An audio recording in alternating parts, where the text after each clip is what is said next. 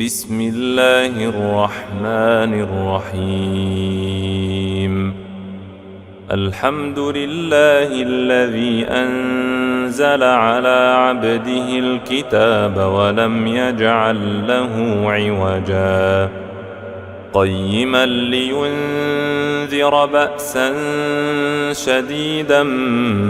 من لدنه ويبشر المؤمنين الذين يعملون الصالحات أن لهم أجرا حسنا ماكثين فيه أبدا وينذر الذين قالوا اتخذ الله ولدا ما لهم به من علم ولا لآبائهم كبرت كلمة تخرج من أفواههم إن يقولون إلا كذبا فلعلك باخع نفسك على آثارهم إن لم يؤمنوا بهذا الحديث أسفا إنا جعلنا ما على الأرض زينة لها لنبلوهم أيهم أحسن عملا وإنا لجاعلون ما عليها صعيدا جرزا أم حسبت أن أصحاب الكهف والرقيم كانوا من آياتنا عجبا إذ أوى الفتية إلى الكهف فقالوا ربنا آتنا من لدنك رحمة وهيئ لنا من أمرنا رشدا فضربنا على آذانهم في الكهف سنين عددا ثم بعثناهم لنعلم أي الحزبين أحصى لما لبثوا أمدا نحن نقص عليك نبأهم بالحق إنهم فتية آمنوا بربهم وزدناهم هدى وربطنا على قلوبهم إذ قاموا فقالوا ربنا رب السماوات والأرض لن ندعو من دونه إلها لقد قلنا إذا شططا هؤلاء قومنا اتخذوا من دونه آلهة لولا يأتون عليهم بسلطان بين فمن أظلم ممن افترى على الله كذبا وإذ اعتزلتموهم وما يعبدون إلا الله فأووا إلى الكهف ينشر لكم ربكم من رحمته ويهيئ لكم من أمركم مرفقا وترى الشمس إذا طلعت تزاور عن كهفهم ذات اليمين وإذا غربت تقرضهم ذات الشمال وهم في فجوة منه ذلك من آيات الله من يهد الله فهو المهتد ومن يضلل فلن تجد له وليا مرشدا وتحسبهم أيقاظا وهم رقود ونقلبهم ذات اليمين وذات الشمال وكلبهم باسط ذراعيه بالوصيد لو اطلعت عليهم لوليت منهم فرارا ولملئت منهم رعبا وكذلك بعثناهم ليتساءلوا بينهم قال قائل منهم كم لبثتم قالوا لبثنا يوما أو بعض يوم قالوا ربكم أعلم بما لبثتم فابعثوا أحدكم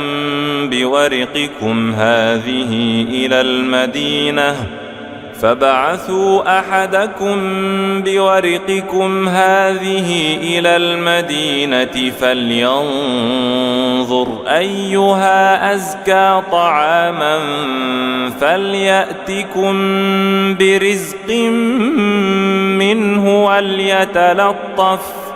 فليأتكم برزق منه وليتلطف ولا يشعرن بكم أحدا إنهم إن يظهروا عليكم يرجموكم أو يعيدوكم في ملتهم ولن تفلحوا إذا أبدا وكذلك أعثرنا عليهم ليعلموا أن وعد الله حق وأن الساعة لا ريب فيها إذ يتنازعون بينهم أمرهم فقالوا ابنوا عليهم بنيانا ربهم أعلم بهم قال الذين غلبوا على أمرهم لنتخذن عليهم مسجدا سيقولون ثلاثة رابعهم كلبهم ويقولون خمسة سادسهم كلبهم رجما بالغيب ويقولون سبعة وثامنهم كلبهم قل ربي أعلم بعدتهم ما يعلمهم إلا قليل فلا تمار فيهم إلا مراء ظاهرا ولا تستفت فيهم منهم أحدا ولا تقولن لشيء إني فاعل ذلك غدا إلا أن يشاء الله واذكر ربك إذا نسيت وقل عسى أن يهديني ربي لأقرب من هذا رشدا ولبثوا في كهفهم 300 سنين وازدادوا 9 قل الله أعلم بما لبثوا له غيب السماوات والأرض أبصر به وأسمع ما لهم من دونه من ولي ولا يشرك في حكمه أحدا واتل ما أوحي إليك من كتاب ربك لا مبدل لكلماته ولن تجد من دونه ملتحدا واصبر نفسك مع الذين يدعون ربهم بالغداة والعشي يريدون وجهه ولا تعد عيناك عنهم تريد زينة الحياة الدنيا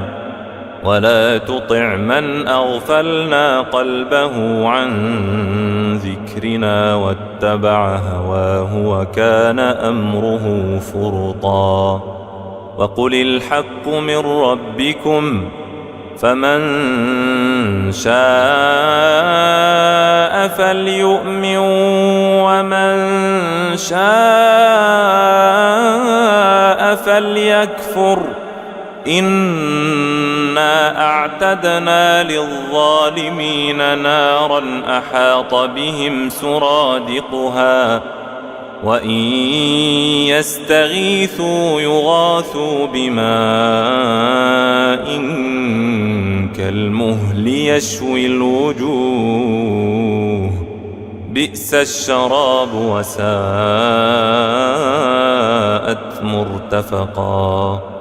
إن الذين آمنوا وعملوا الصالحات إنا لا نضيع أجر من أحسن عملا أولئك لهم جنات عدن تجري من تحتهم الأنهار يحلون فيها من أساور من ذهب ويلبسون ثيابا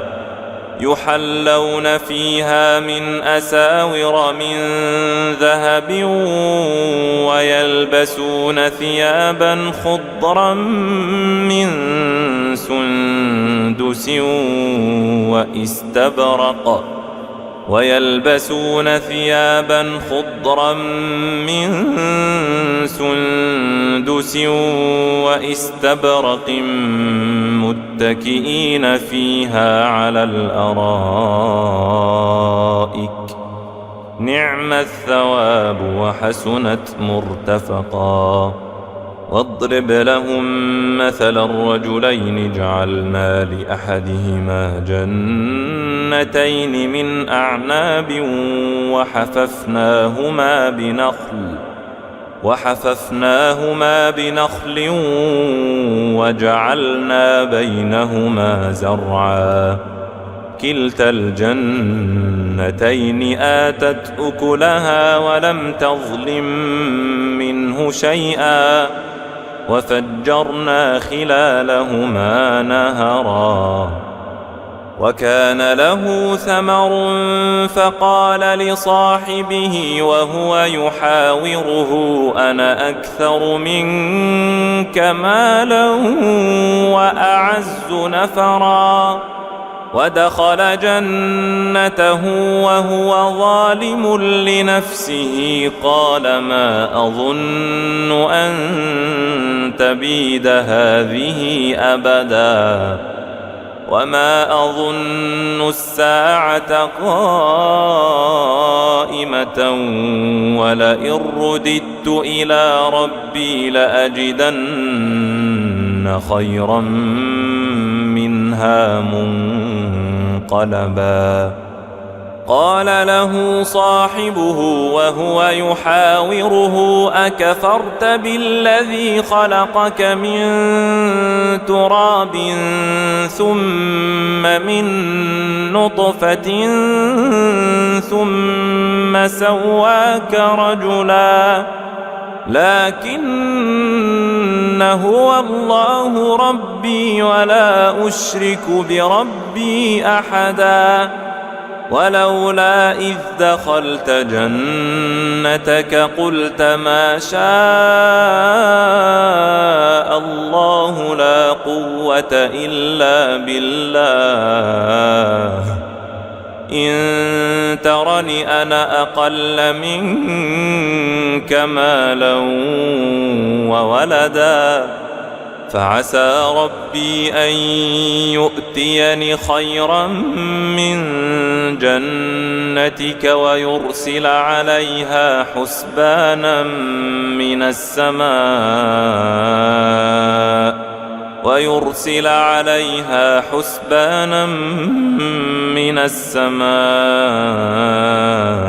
فتصبح صعيدا زلقا أو يصبح ماؤها غورا فلن تستطيع له طلبا وأحيط بثمره فأصبح يقلب كفيه على ما أنفق فيها وهي خاوية على عروشها ويقول يا ليتني لم أشرك بربي أحدا ولم تكن له فئة ينصرونه من دون الله وما كان منتصرا هنالك الولاية لله الحق هو خير ثوابا وخير عقبا واضرب لهم مثل الحياة الدنيا كماء إن أنزلناه من السماء فاختلط به نبات الأرض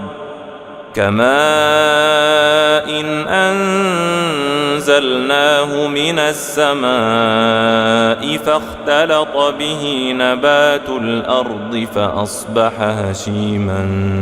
تذروه الرياح وكان الله على كل شيء مقتدرا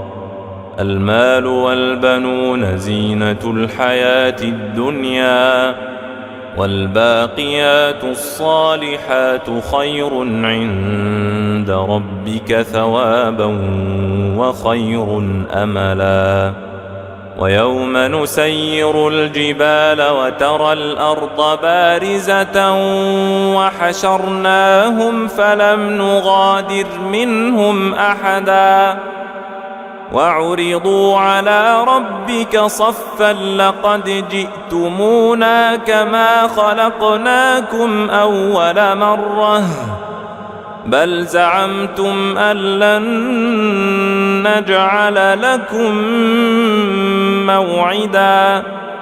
ووضع الكتاب فترى المجرمين مشفقين مما فيه ويقولون يا ويلتنا ما لهذا الكتاب لا يغادر صغيرة ولا كبيرة إلا أحصاها ووجدوا ما عملوا حاضرا ولا يظلم ربك أحدا وإذ قلنا للملائكة اسجدوا لآدم فسجدوا إلا إبليس كان من الجن ففسق عن أمر ربه أفتتخذونه وذريته أولياء من دوني وهم لكم عدو بئس للظالمين بدلا ما أشهدتهم خلق السماوات والأرض ولا خلق أنفسهم وما كنت متخذ المضلين عضدا ويوم يقول نادوا شركائي الذين زعمتم فدعوهم فلم يستجيبوا لهم وجعلنا بينهم موبقا ورأى المجرمون النار فظنوا أنهم مواقعوها ولم يجدوا عنها مصرفا ولقد صرفنا في هذا القرآن للناس من كل مثل وكان الإنسان أكثر شيء جدلا وما منع الناس أن يؤمنوا إذ جاءهم الهدى ويستغفروا ربهم إلا أن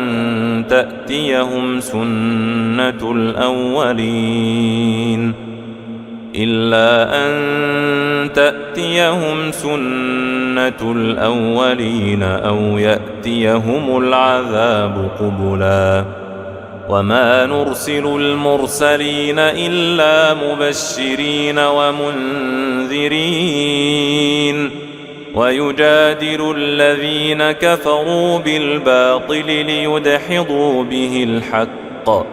واتخذوا آياتي وما أنذروا هزوا ومن أظلم ممن ذكر بآيات ربه فأعرض عنها ونسي ما قدمت يداه إنا جعلنا على قلوبهم أكنة أن يفقهوه وفي آذانهم وقرا وإن تدعهم إلى الهدى فلن يهتدوا إذا أبدا وربك الغفور ذو الرحمة لو يؤاخذهم بما كسبوا لعجل لهم العذاب بل لهم موعد لن يجدوا من دونه موئلا وتلك القرى أهلكناهم لما ظلموا وجعلنا لمهلكهم موعدا وإذ قال موسى لفتاه لا أبرح حتى أبلغ مجمع البحرين أو أمضي حقبا فلما بلغا مجمع بينهما نسيا حوتهما فاتخذ سبيله في البحر سربا فلما جاوزا قال لفتاه آتنا غداءنا لقد لقينا من سفرنا هذا نصبا قال أرأيت إذ أوينا إلى الصخرة فإني نسيت الحوت وما أنسانيه إلا الشيطان أن أذكره واتخذ سبيله في البحر عجبا قال ذلك ما كنا نبغ فارتدا على آثارهما قصصا فوجدا عبدا من عبادنا آتيناه رحمة من عندنا وعلمناه من لدنا علما قال له موسى هل أتبعك على أن تعلمني مما علمت رشدا قال إنك لن تستطيع معي صبرا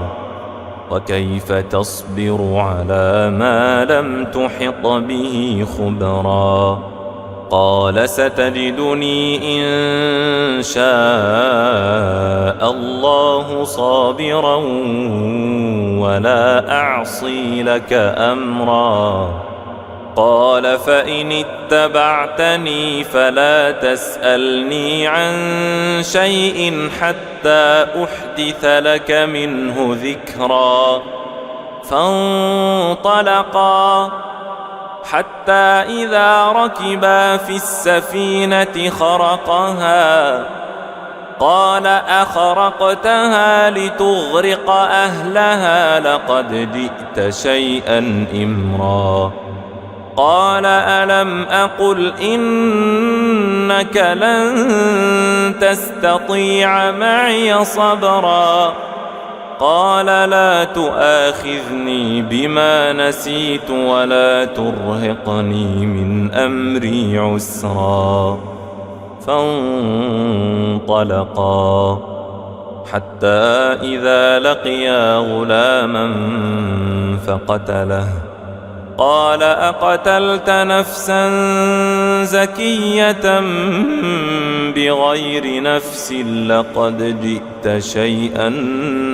نكرا قال ألم أقل لك إنك لن تستطيع معي صبرا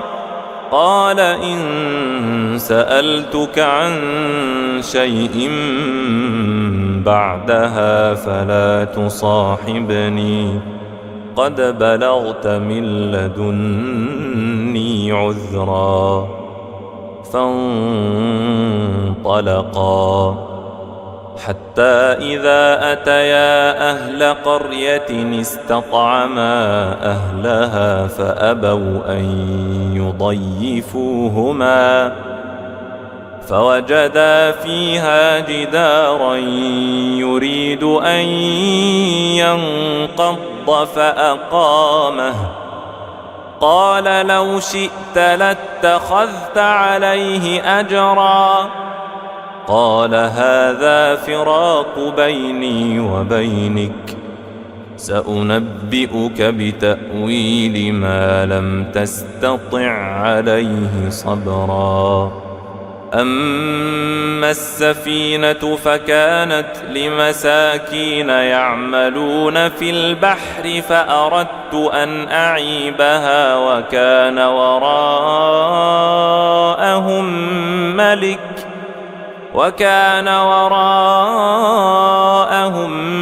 ملك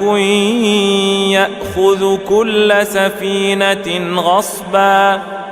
وأما الغلام فكان أبواه مؤمنين فخشينا أن يرهقهما طغيانا وكفرا فأردنا أن يبدلهما ربهما خيرا منه زكاة وأقرب رحما وأما الجدار فكان لغلامين يتيمين في المدينة وكان تحته كنز لهما وكان أبوهما صالحا فأراد ربك أن يبلغا أشدهما ويستخرجا كنزهما رحمة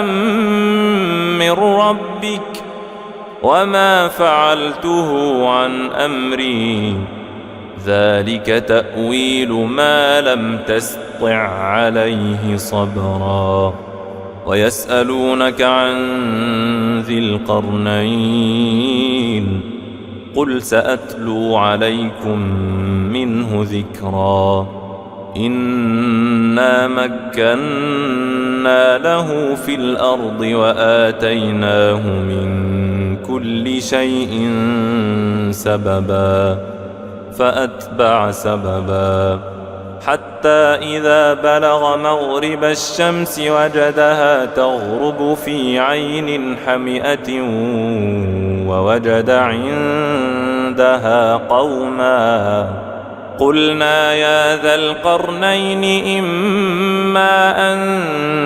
تعذب وإما أن تتخذ فيهم حسنا قال أما من ظلم فسوف نعذبه ثم يرد إلى ربه فيعذبه عذابا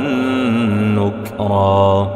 وأما من آمن وعمل صالحا فله جزاء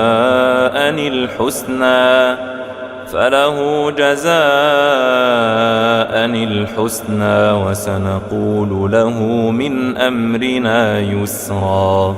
ثم أتبع سببا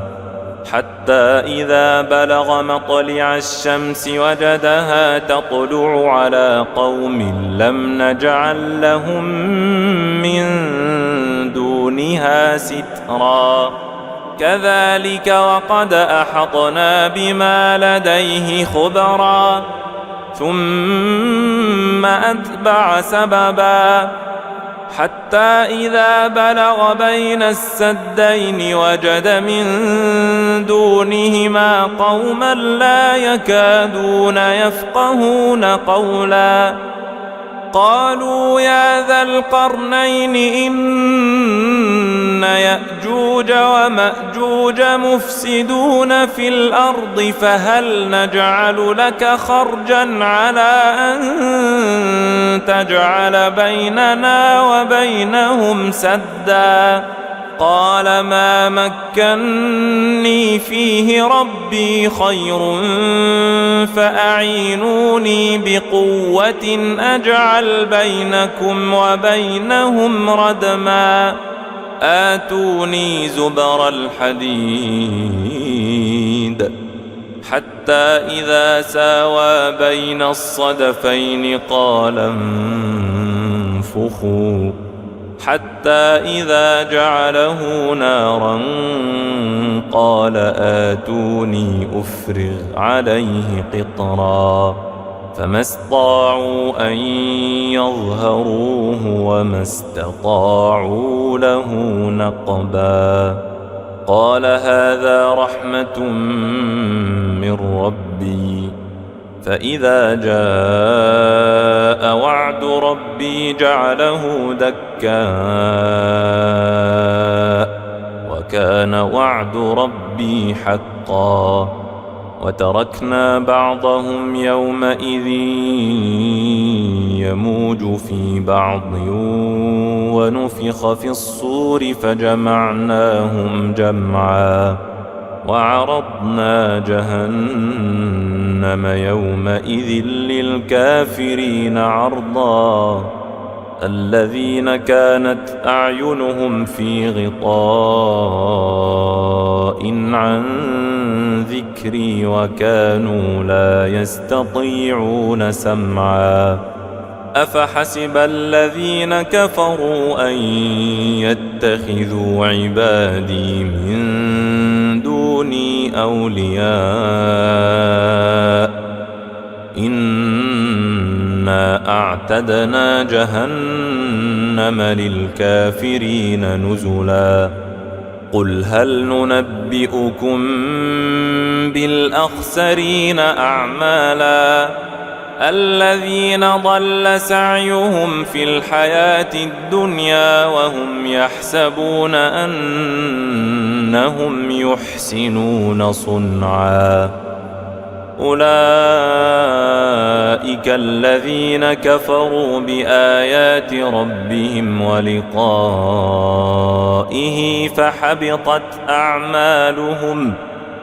فحبطت أعمالهم فلا نقيم لهم يوم القيامة وزنا ذلك جزاؤهم جهنم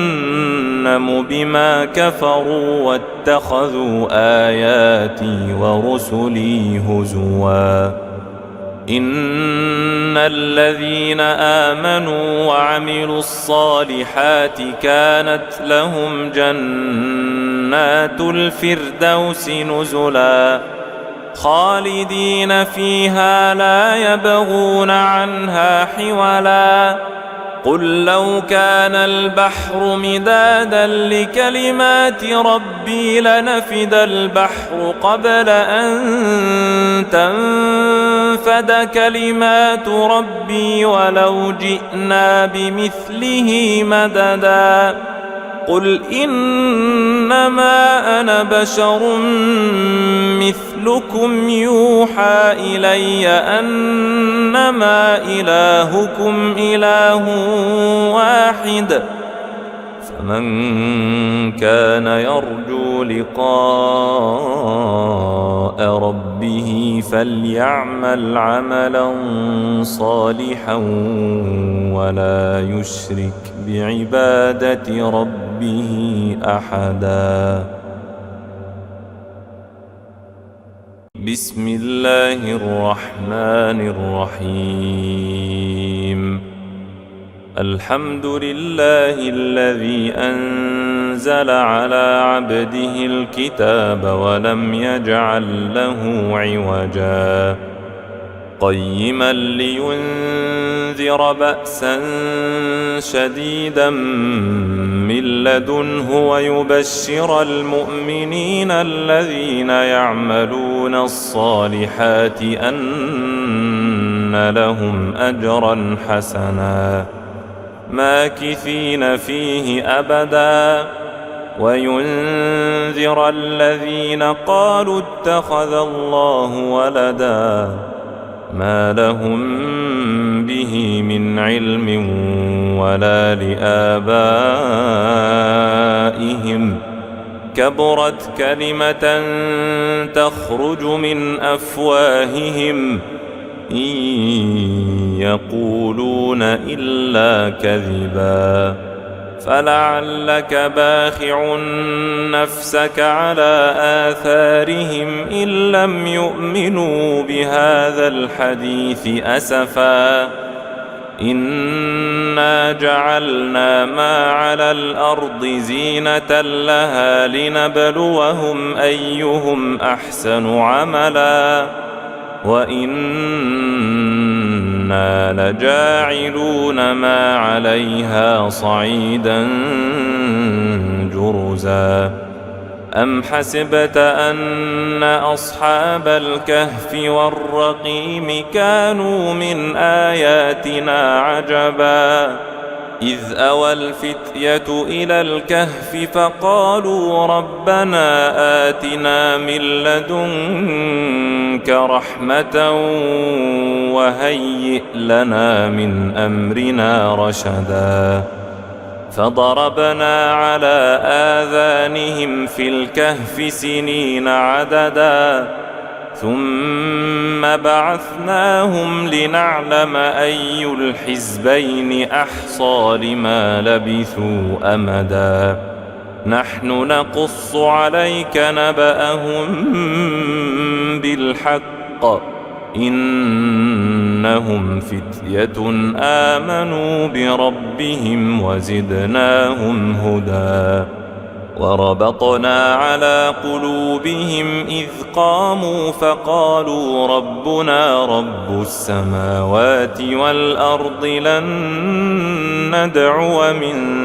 دونه إلها لقد قلنا إذا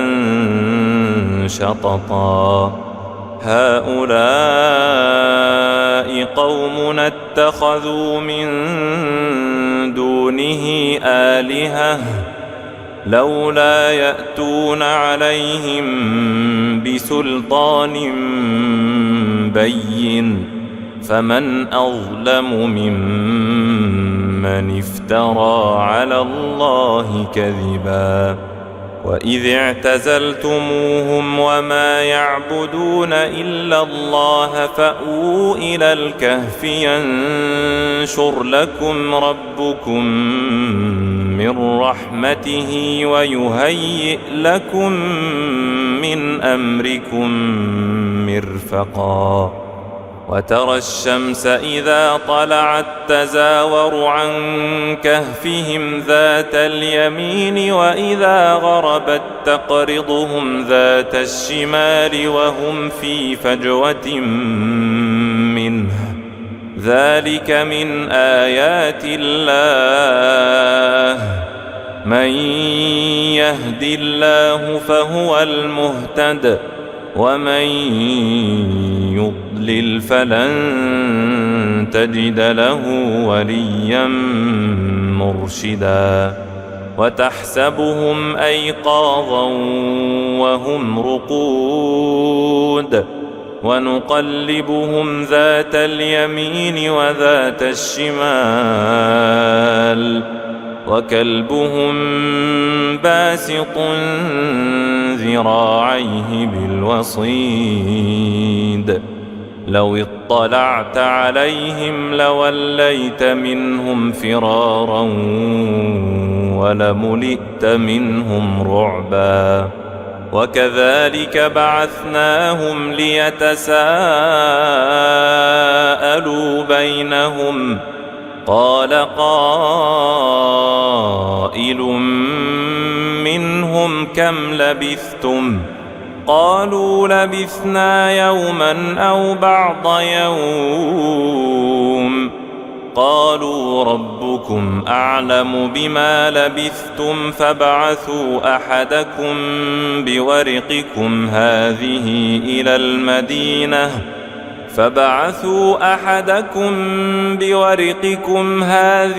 إلى المدينة فلينظر فلينظر أيها أزكى طعاما فليأتكم برزق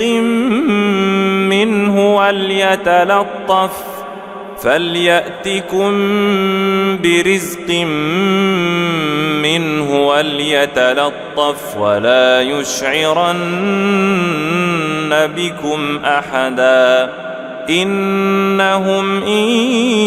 يظهروا عليكم يرجموكم أو يعيدوكم في ملتهم ولن تفلحوا إذا أبدا وكذلك أعثرنا عليهم ليعلموا أن وعد الله حق وأن الساعة لا ريب فيها إذ يتنازعون بينهم أمرهم فقالوا بنوا عليهم بنيانا ربهم أعلم بهم قال الذين غلبوا على أمرهم لنتخذن عليهم مسجدا سيقولون ثلاثة رابعهم كلبهم ويقولون خمسة سادسهم كلبهم رجما بالغيب ويقولون سبعة وثامنهم كلبهم قل ربي أعلم بعدتهم ما يعلمهم إلا قليل فلا تمار فيهم إلا مراء ظاهرا ولا تستفت فيهم منهم أحدا ولا تقولن لشيء إني فاعل ذلك غدا إلا أن يشاء الله واذكر ربك إذا نسيت وقل عسى أن يهديني ربي لأقرب من هذا رشدا ولبثوا في كهفهم 300 سنين وازدادوا 9 قل الله أعلم بما لبثوا له غيب السماوات والأرض أبصر به وأسمع ما لهم من دونه من ولي ولا يشرك في حكمه أحدا واتل ما أوحي إليك من كتاب ربك لا مبدل لكلماته ولن تجد من دونه ملتحدا واصبر نفسك مع الذين يدعون ربهم بالغداة والعشي يريدون وجهه ولا تعد عيناك عنهم تريد زينة الحياة الدنيا ولا تطع من أغفلنا قلبه عن ذكرنا واتبع هواه وكان أمره فرطا وقل الحق من ربكم فمن شاء فليؤمن ومن شاء فليكفر إنا أعتدنا للظالمين نارا أحاط بهم سرادقها وإن يستغيثوا يغاثوا بماء كالمهل يشوي الوجوه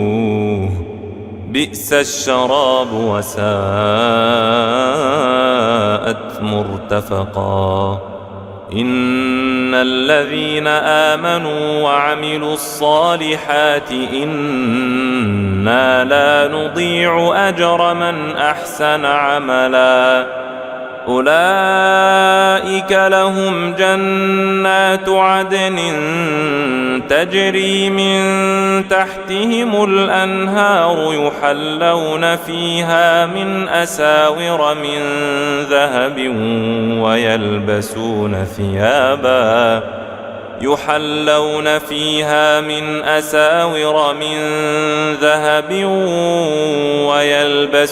ثيابا خضرا من سندس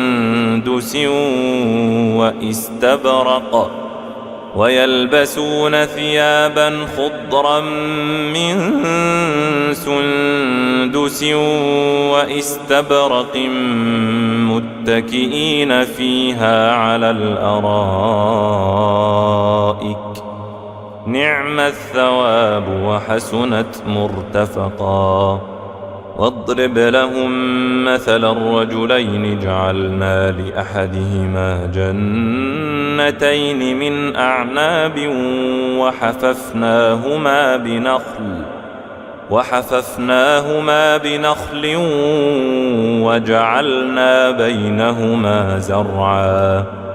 كلتا الجنتين آتت أكلها ولم تظلم منه شيئا وفجرنا خلالهما نهرا. وكان له ثمر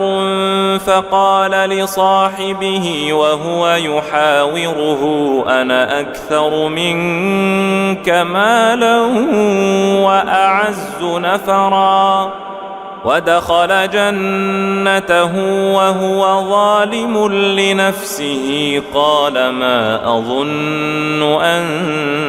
تبيد هذه أبدا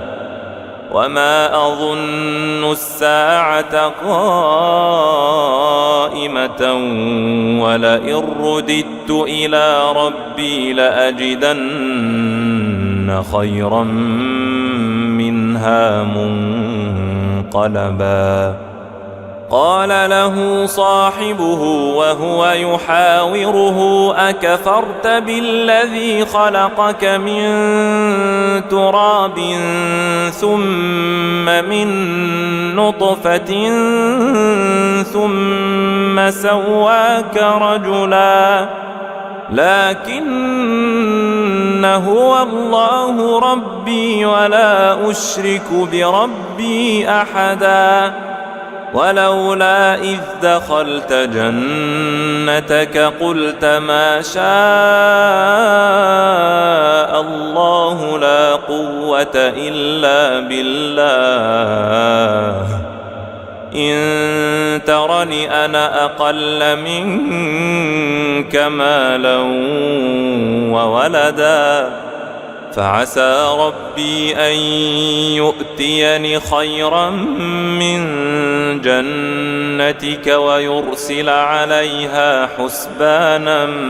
من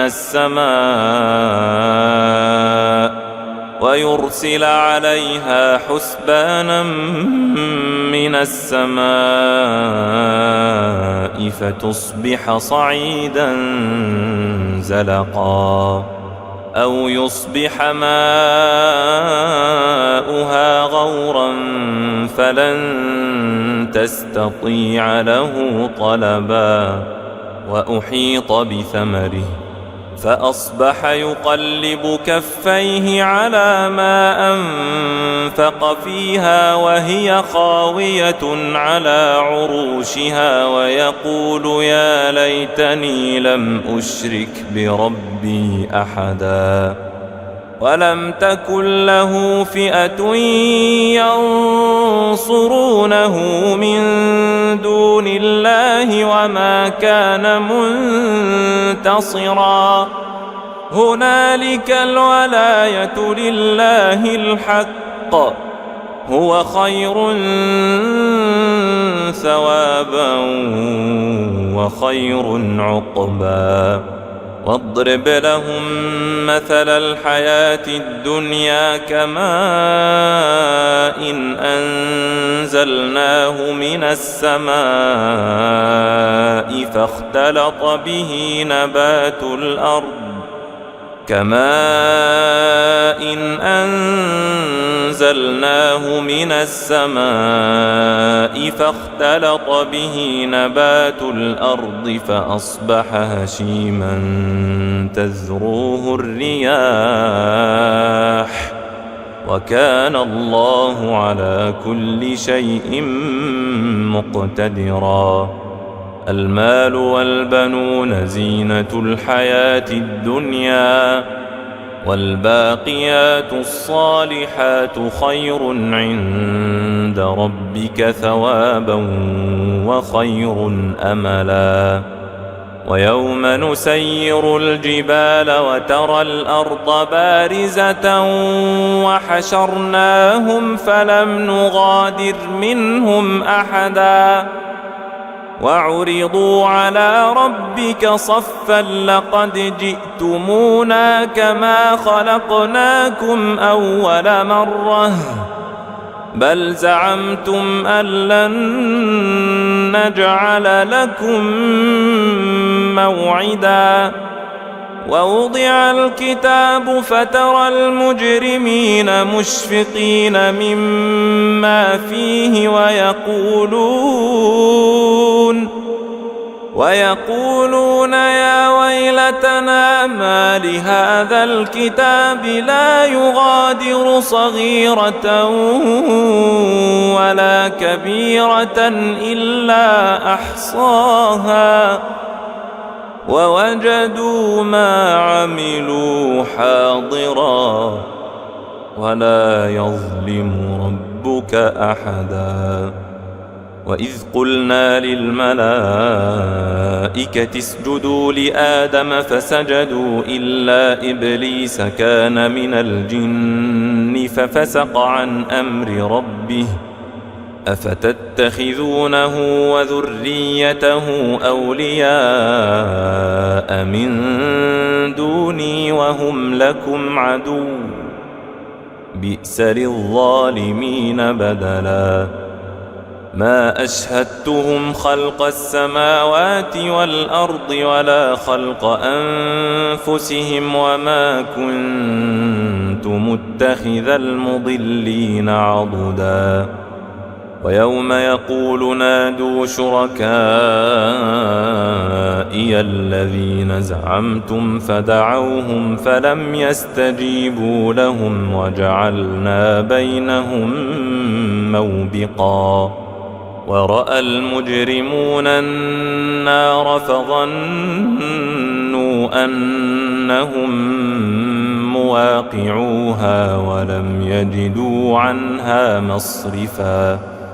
ولقد صرفنا في هذا القرآن للناس من كل مثل وكان الإنسان أكثر شيء جدلا. وما منع الناس أن يؤمنوا إذ جاءهم الهدى ويستغفروا ربهم إلا أن تأتيهم سنة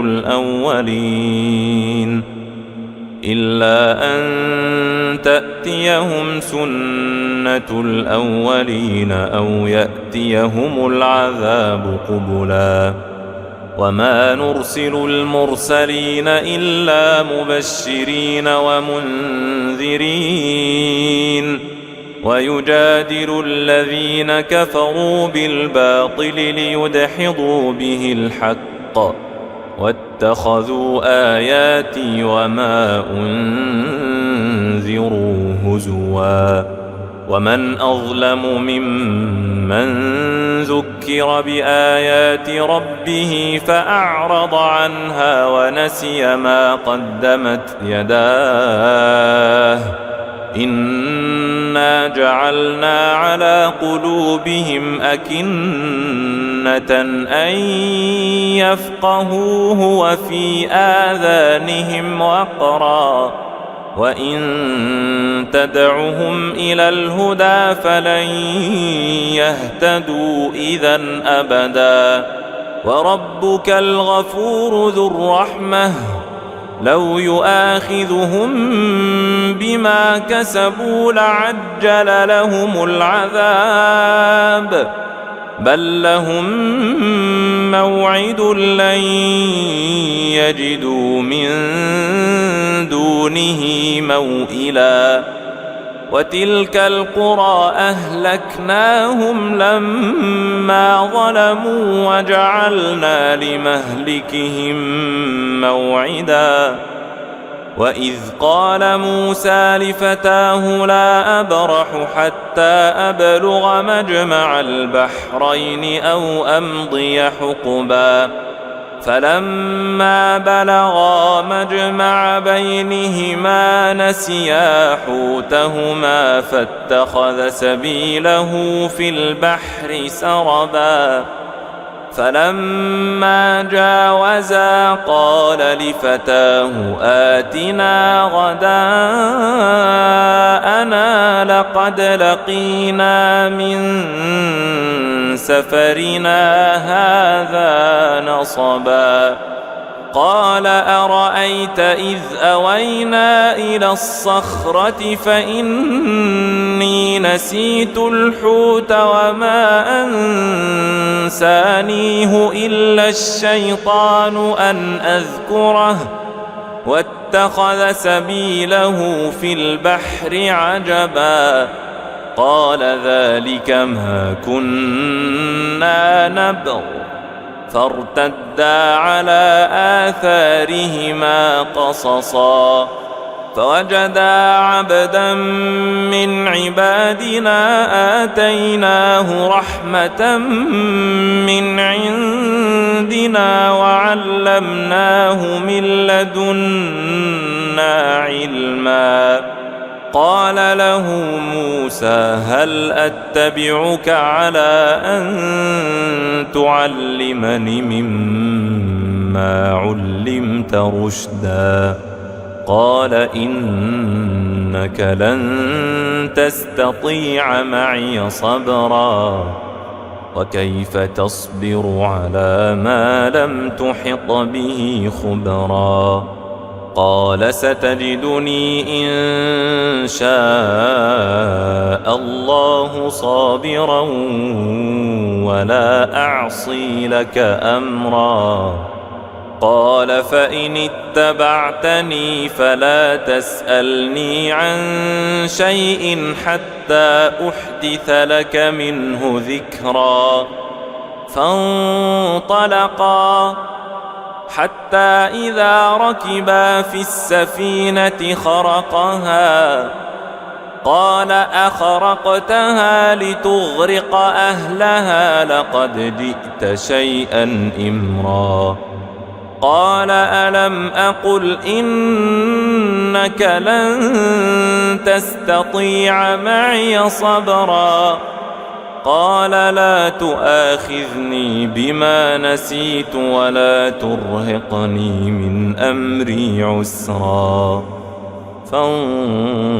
فانطلقا حتى إذا لقيا غلاما فقتله قال أقتلت نفسا زكية بغير نفس لقد جئت شيئا نكرا قال ألم أقل لك إنك لن تستطيع معي صبرا قال إن سألتك عن شيء بعدها فلا تصاحبني قد بلغت من لدني عذرا فانطلقا حتى إذا أتيا أهل قرية استطعما أهلها فأبوا أن يضيفوهما فوجدا فيها جدارا يريد أن ينقض فأقامه قال لو شئت لاتخذت عليه أجرا قال هذا فراق بيني وبينك سأنبئك بتأويل ما لم تستطع عليه صبرا أما السفينة فكانت لمساكين يعملون في البحر فأردت أن أعيبها وكان وراءهم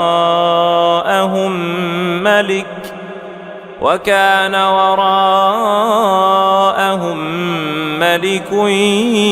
يأخذ كل سفينة غصبا وأما الغلام فكان أبواه مؤمنين فخشينا أن يرهقهما طغيانا وكفرا فأردنا أن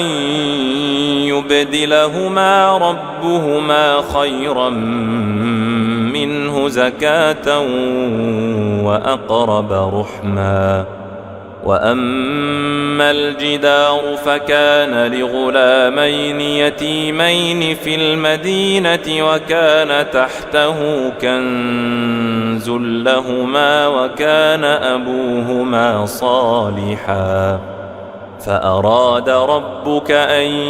يبلغا أشدهما ويستخرجا كنزهما رحمة من ربك وما فعلته عن أمري ذلك تأويل ما لم تسطع عليه صبرا ويسألونك عن ذي القرنين قل سأتلو عليكم منه ذكرا إنا مكنا له في الأرض وآتيناه من كل شيء سببا فأتبع سببا حتى إذا بلغ مغرب الشمس وجدها تغرب في عين حمئة ووجد عندها قوما قلنا يا ذا القرنين إما أن تعذب وإما أن تتخذ فيهم حسنا قال أما من ظلم فسوف نعذبه ثم يرد إلى ربه فيعذبه عذابا نكرا وأما من آمن وعمل صالحا فله جزاء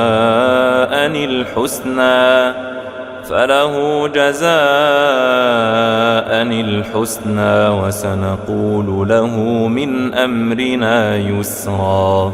ثم أتبع سببا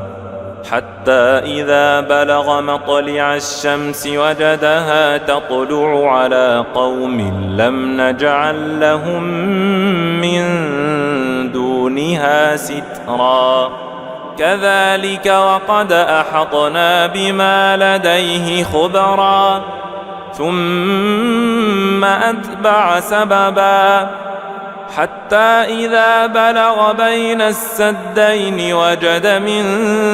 دونهما قوما لا يكادون يفقهون قولا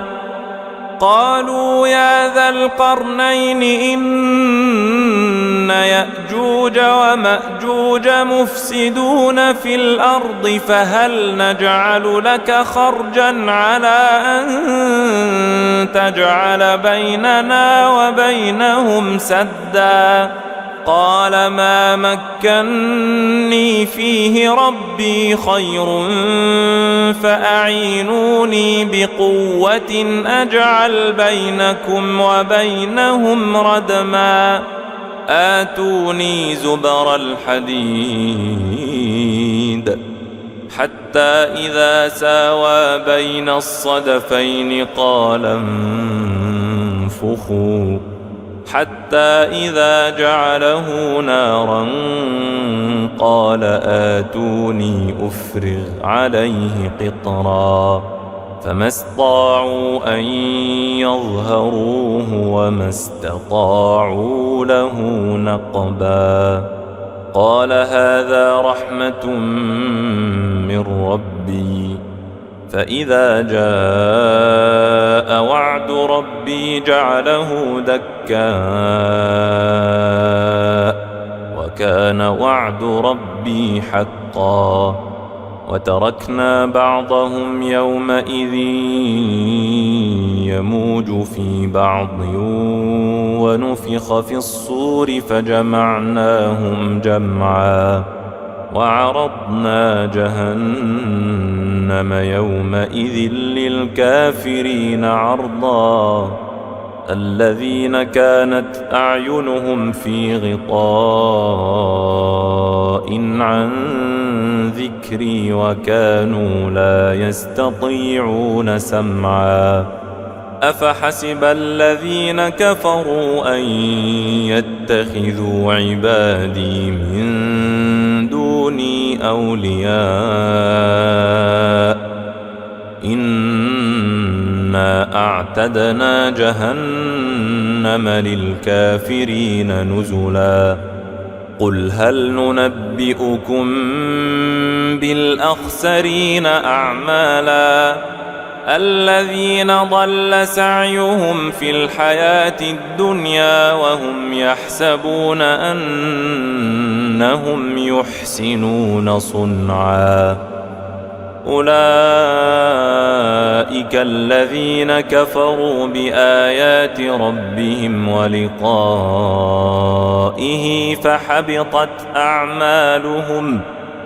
فحبطت أعمالهم فلا نقيم لهم يوم القيامة وزنا. ذلك جزاؤهم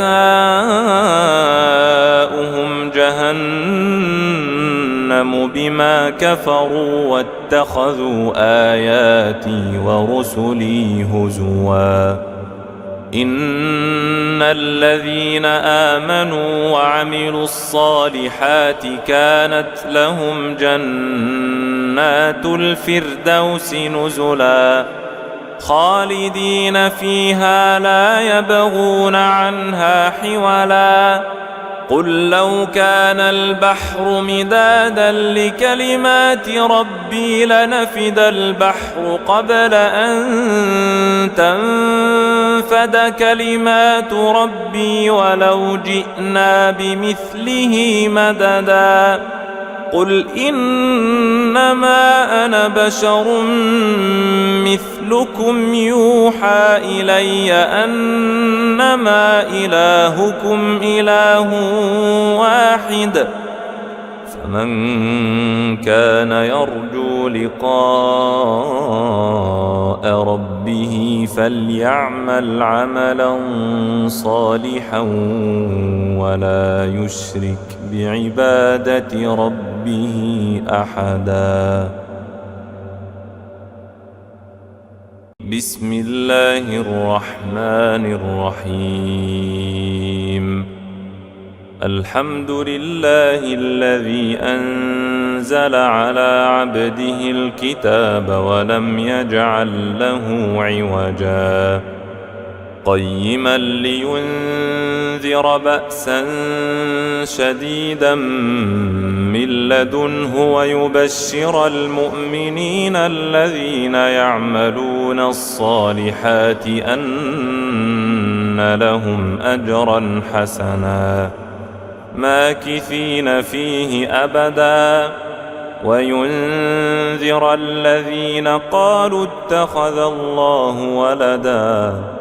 ما لهم به من علم ولا لآبائهم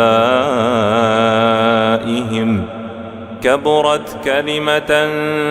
تخرج من أفواههم إن يقولون إلا كذبا فلعلك باخع نفسك على آثارهم إن لم يؤمنوا بهذا الحديث أسفا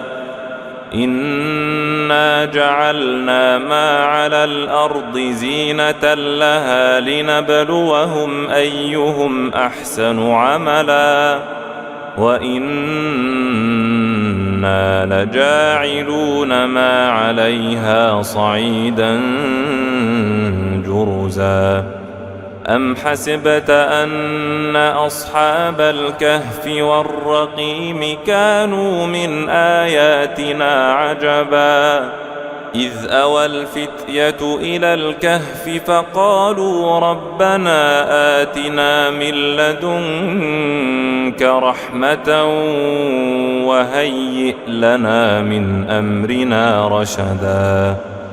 فضربنا على آذانهم في الكهف سنين عددا ثم بعثناهم لنعلم أي الحزبين أحصى لما لبثوا أمدا نحن نقص عليك نبأهم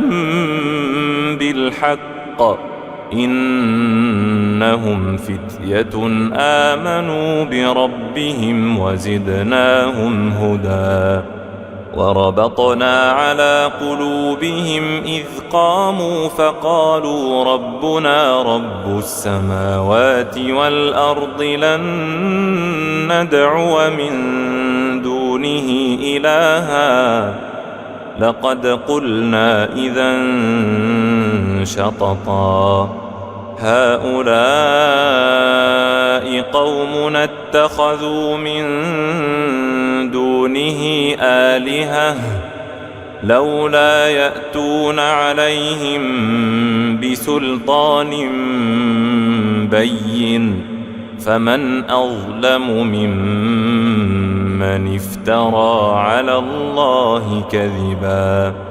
وإذ اعتزلتموهم وما يعبدون إلا الله فأووا إلى الكهف ينشر لكم ربكم من رحمته ويهيئ لكم من أمركم مرفقا وترى الشمس إذا طلعت تزاور عن كهفهم ذات اليمين وإذا غربت تقرضهم ذات الشمال وهم في فجوة منه ذلك من آيات الله من يهد الله فهو المهتد ومن يضلل فلن تجد له وليا مرشدا وتحسبهم أيقاظا وهم رقود ونقلبهم ذات اليمين وذات الشمال وكلبهم باسط ذراعيه بالوصيد لو اطلعت عليهم لوليت منهم فرارا ولملئت منهم رعبا وكذلك بعثناهم ليتساءلوا بينهم قال قائل منهم كم لبثتم قالوا لبثنا يوما أو بعض يوم قالوا ربكم أعلم بما لبثتم فابعثوا أحدكم بورقكم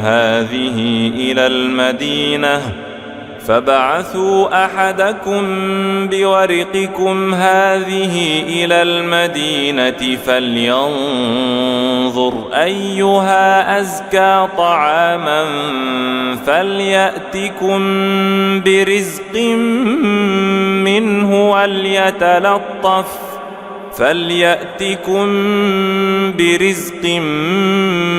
منه وليتلطف ولا يشعرن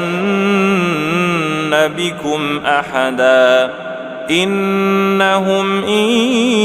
يظهروا عليكم يرجموكم أو يعيدوكم في ملتهم ولن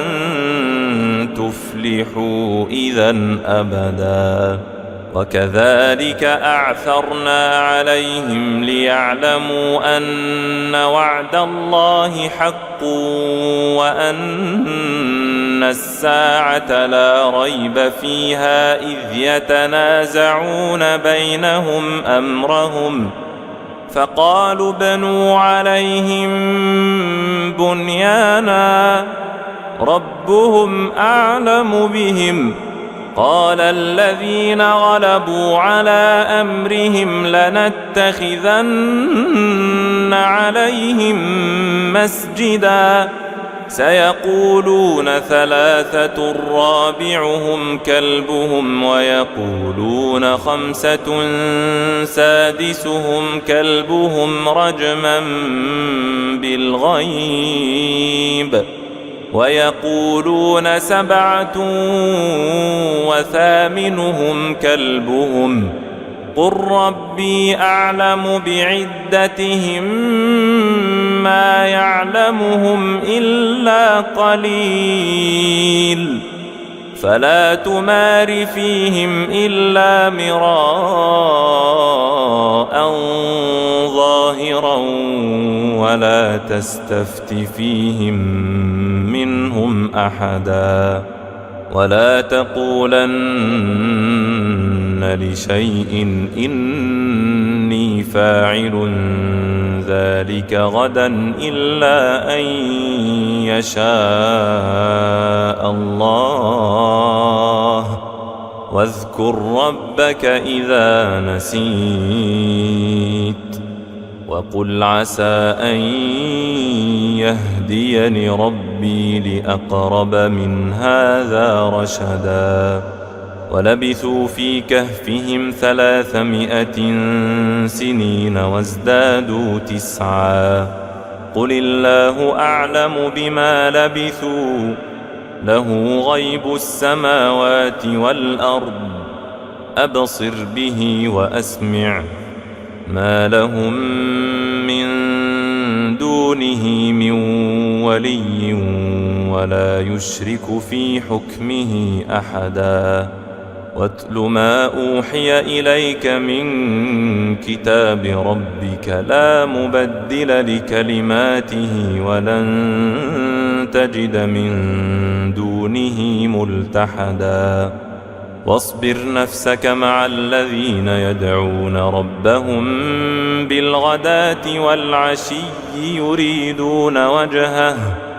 ولا تعد عيناك عنهم تريد زينة الحياة الدنيا ولا تطع من أغفلنا قلبه عن ذكرنا واتبع هواه وكان أمره فرطا وقل الحق من ربكم فمن شاء فليؤمن ومن شاء فليكفر إنا أعتدنا للظالمين نارا أحاط بهم سرادقها وإن يستغيثوا يغاثوا بماء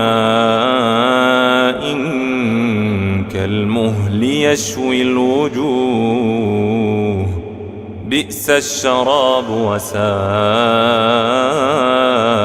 مرتفقا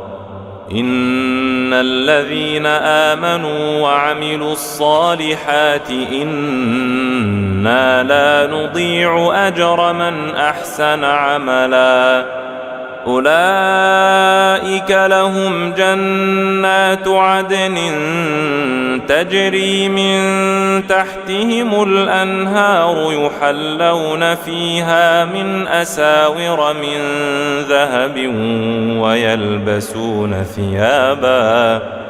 يحلون فيها من أساور من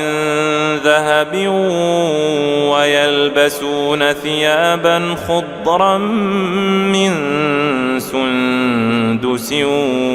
واستبرق ويلبسون ثيابا خضرا من سندس واستبرق متكئين فيها على الأرائك نعم الثواب وحسنت مرتفقا. واضرب لهم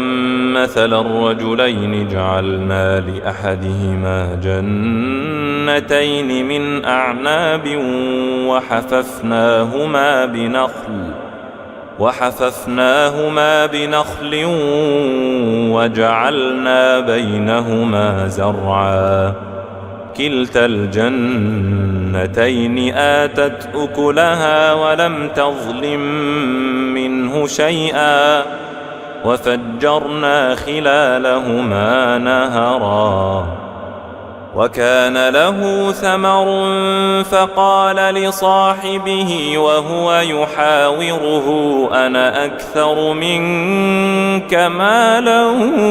وأعز نفرا. ودخل جنته وهو ظالم لنفسه قال ما أظن أن تبيد هذه أبدا وما أظن الساعة قائمة ولئن رددت إلى ربي لأجدن خيرا منها منقلبا. قال له صاحبه وهو يحاوره أكفرت بالذي خلقك من تراب ثم من نطفة ثم سواك رجلا لكن هو الله ربي ولا أشرك بربي أحدا. ولولا إذ دخلت جنتك قلت ما شاء الله لا قوة إلا بالله إن ترني أنا أقل منك مالا وولدا فعسى ربي أن يؤتيني خيرا من جنتك ويرسل عليها حسبانا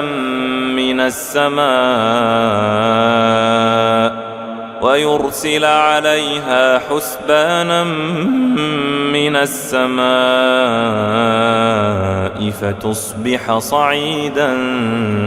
زلقا أو يصبح ماؤها غورا فلن تستطيع له طلبا. وأحيط بثمره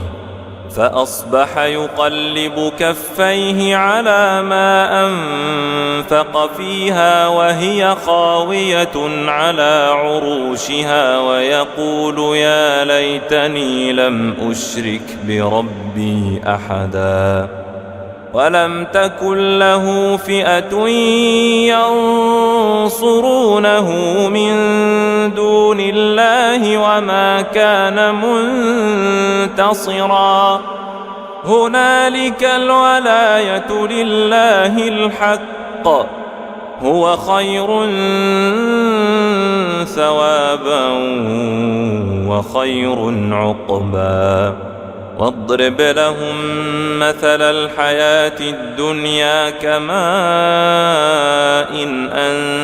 أنزلناه من السماء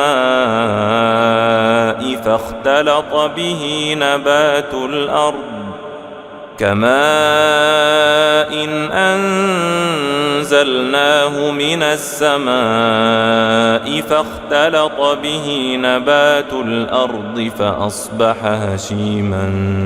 تذروه الرياح وكان الله على كل شيء مقتدرا. المال والبنون زينة الحياة الدنيا والباقيات الصالحات خير عند ربك ثوابا وخير أملا. ويوم نسير الجبال وترى الأرض بارزة وحشرناهم فلم نغادر منهم أحدا وعرضوا على ربك صفا لقد جئتمونا كما خلقناكم أول مرة بل زعمتم أن لن نجعل لكم موعدا. ووضع الكتاب فترى المجرمين مشفقين مما فيه ويقولون يا ويلتنا ما لهذا الكتاب لا يغادر صغيرة ولا كبيرة إلا أحصاها ووجدوا ما عملوا حاضرا ولا يظلم ربك أحدا. وإذ قلنا للملائكة اسجدوا لآدم فسجدوا إلا إبليس كان من الجن ففسق عن أمر ربه أفتتخذونه وذريته أولياء من دوني وهم لكم عدو بئس للظالمين بدلا. ما أشهدتهم خلق السماوات والأرض ولا خلق أنفسهم وما كنت متخذ المضلين عضدا. ويوم يقول نادوا شركائي الذين زعمتم فدعوهم فلم يستجيبوا لهم وجعلنا بينهم موبقا. ورأى المجرمون النار فظنوا أنهم مواقعوها ولم يجدوا عنها مصرفا. ولقد صرفنا في هذا القرآن للناس من كل مثل وكان الإنسان أكثر شيء جدلا. وما منع الناس أن يؤمنوا إذ جاءهم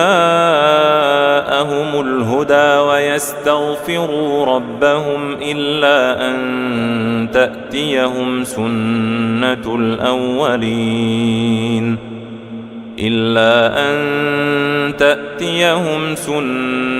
الأولين أو يأتيهم العذاب قبلا. وما نرسل المرسلين إلا مبشرين ومنذرين ويجادل الذين كفروا بالباطل ليدحضوا به الحق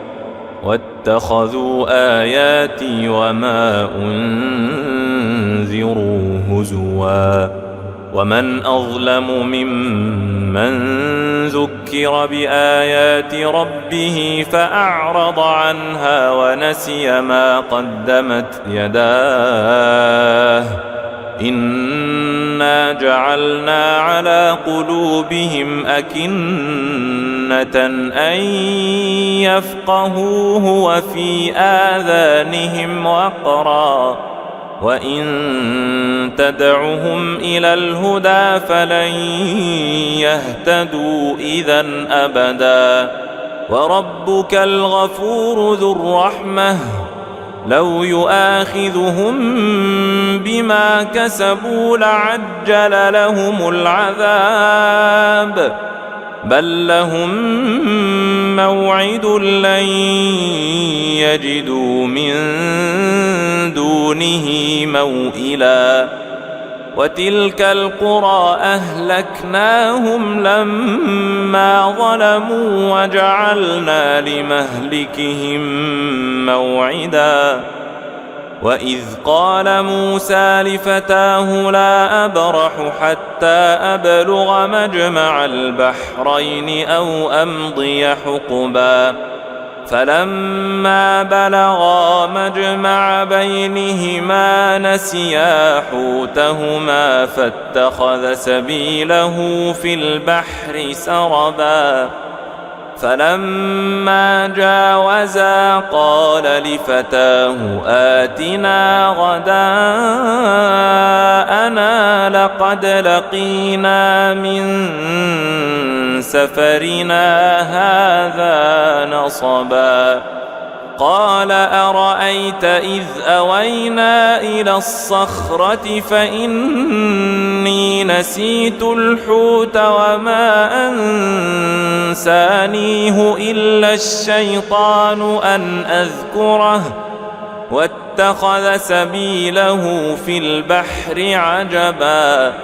قال ذلك ما كنا نبغ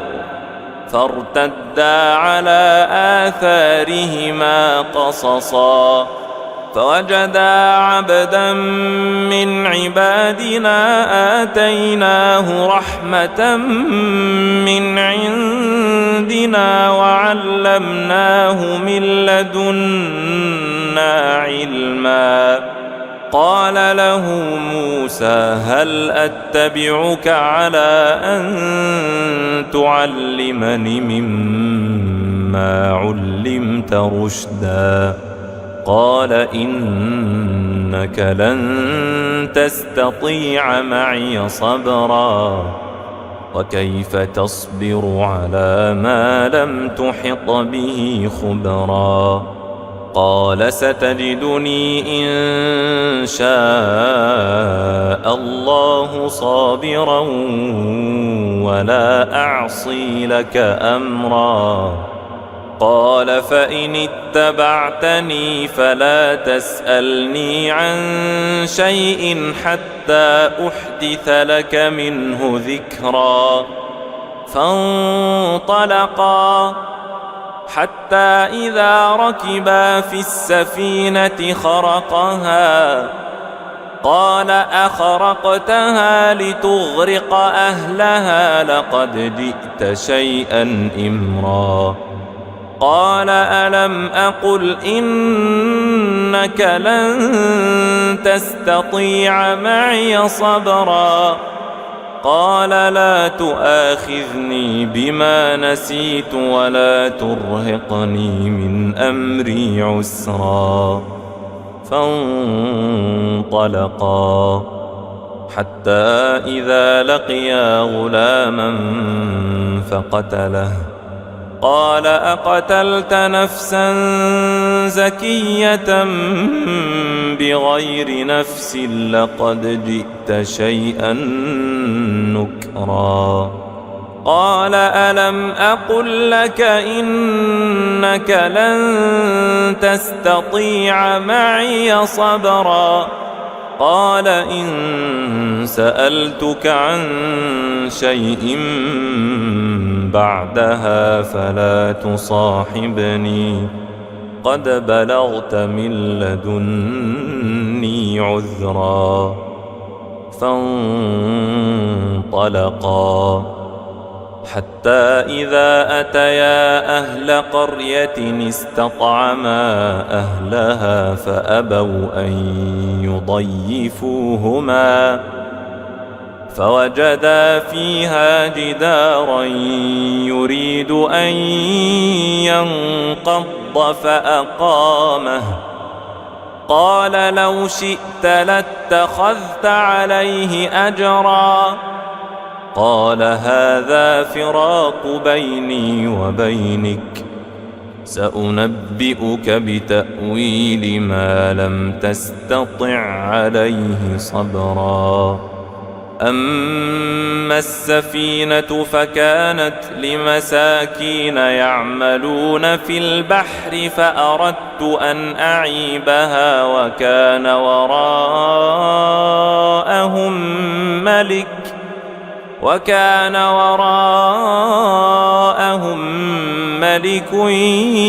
يأخذ يأخذ كل سفينة غصبا. وأما الغلام فكان أبواه مؤمنين فخشينا أن يرهقهما طغيانا وكفرا، فأردنا أن يبدلهما ربهما خيرا منه زكاة وأقرب رحما. وأما الجدار فكان لغلامين يتيمين في المدينة وكان تحته كنز لهما وكان أبوهما صالحا، فأراد ربك أن يبلغا أشدهما ويستخرجا كنزهما رحمة من ربك، وما فعلته عن أمري، ذلك تأويل ما لم تسطع عليه صبرا. ويسألونك عن ذي القرنين قل سأتلو عليكم منه ذكرا. إنا مكنا له في الأرض وآتيناه من كل شيء سببا، فأتبع سببا حتى إذا بلغ مغرب الشمس وجدها تغرب في عين حمئة ووجد عندها قوما. قلنا يا ذا القرنين إما أن تعذب وإما أن تتخذ فيهم حسنا. قال أما من ظلم فسوف نعذبه ثم يرد إلى ربه فيعذبه عذابا نكرا. وأما من آمن وعمل صالحا فله جزاء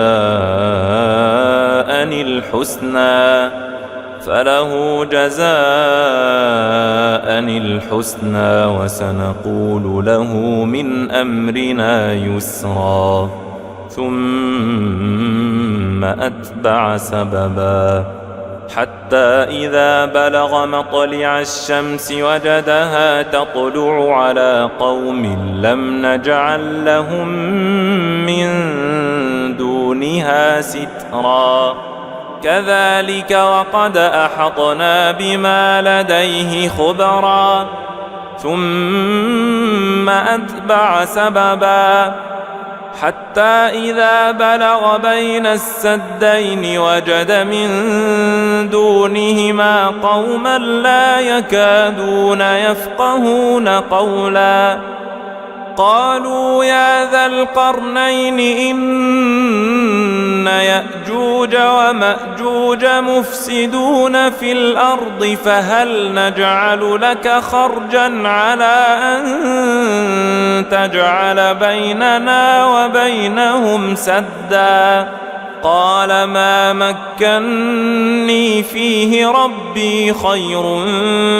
فأعينوني بقوة أجعل بينكم وبينهم ردما.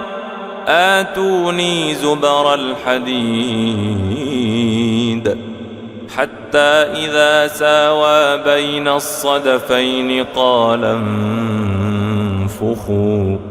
حتى إذا جعله نارا قال آتوني أفرغ عليه قطرا. فما استطاعوا أن يظهروه وما استطاعوا له نقبا. قال هذا رحمة من ربي فإذا جاء وعد ربي جعله دكا وكان وعد ربي حقا. وتركنا بعضهم يومئذ يموج في بعض ونفخ في الصور فجمعناهم جمعا وعرضنا جهنم يومئذ للكافرين عرضا الذين كانت أعينهم في غطاء عن ذكري وكانوا لا يستطيعون سمعا أفحسب الذين كفروا أن يتخذوا عبادي من دوني أولياء إنا أعتدنا جهنم للكافرين نزلا قل هل ننبئكم بالأخسرين أعمالا الذين ضل سعيهم في الحياة الدنيا وهم يحسبون أنهم يحسنون صنعا أولئك الذين كفروا بآيات ربهم ولقائه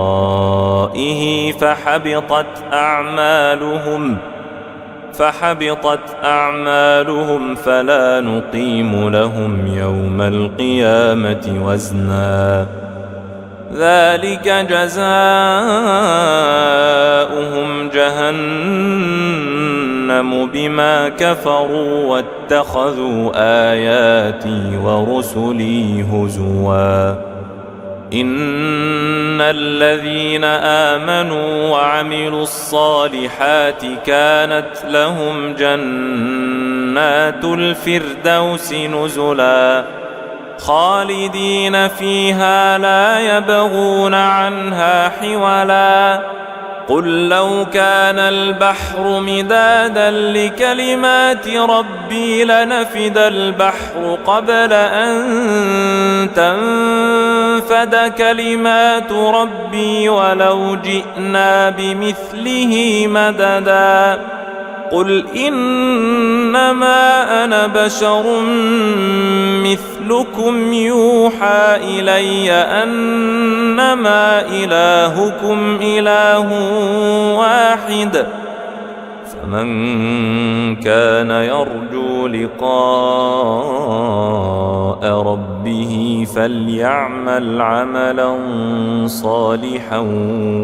ولا يشرك بعبادة ربه أحدا.